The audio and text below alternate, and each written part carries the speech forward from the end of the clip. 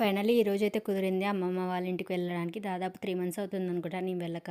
And అక్కడే ఒకరోజు ఉండాలి కాబట్టి లగేజ్ అయితే పెట్టుకున్నా. మెయిన్‌గా బాబుకి సంబంధించినవి సిరప్స్ అండ్ వాడి క్లాత్స్, డైపర్స్ అన్నీ. అందుకే ఒక బ్యాగ్ అయింది. వాని సామాన్లు ఎక్కువ ఉంటాయి ఎప్పుడు లగేజ్‌లో కూడా.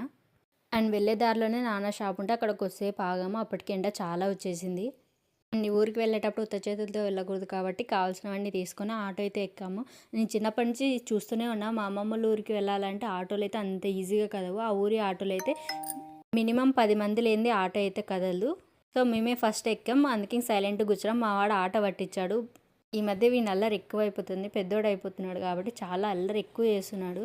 ఆటోలో నాదే సామ్రాజ్యం అన్నట్టు వాని ఇష్టాసారం ఆడుకుంటూనే ఉన్నాడు. వాడికి వాళ్ళ అమ్మమ్మ సపోర్ట్. అండ్ అమ్మ వాళ్ళ ఊరు నుంచి అమ్మమ్మ వాళ్ళకి పెద్ద టైం ఏం పట్టదు. మహా అంటే 20-30 మినిట్స్ మాత్రమే. ఆటోస్ కదిలితే చాలా తొందరగా వస్తాం. బట్ ఆటోలు కదిలేదే చాలా లేట్ అవుతుంది మాకైతే. అండ్ మావాడైతే అక్కడ భలే ఎంజాయ్ చేశాడు. కొత్త అని లేదు, పాత అని లేదు. బాగా ఆడుకున్నాడు. నాదే సామ్రాజ్యం అన్నట్టు. ఇక పాకడం వచ్చినప్పటి నుంచి వాడిని పట్టుకునేది పెద్ద టాస్క్ అయిపోయింది నాకైతే. ఏది కొత్తగా కనిపిస్తే చాలు దాని దగ్గరికి వెళ్తాడు. అది ఆడుకునేదే కాదని కూడా చూడడు. అది ఫస్ట్ అది కావాలన్నట్టు దాని దగ్గరికి ఉరుకుతాడు. అండ్ ఈవిడే మా అమ్మమ్మ. ఇక్కడ చుట్టూ పొలాలు ఉండడం వల్ల ఈవినింగ్ టైంలో అయితే చాలా ప్రశాంతంగా ఉంటుంది. అలాగే చెరువు కూడా దగ్గరలో ఉంది. సో క్లైమేట్ ఎప్పుడు చల్లగానే ఉంటుంది ఇక్కడైతే.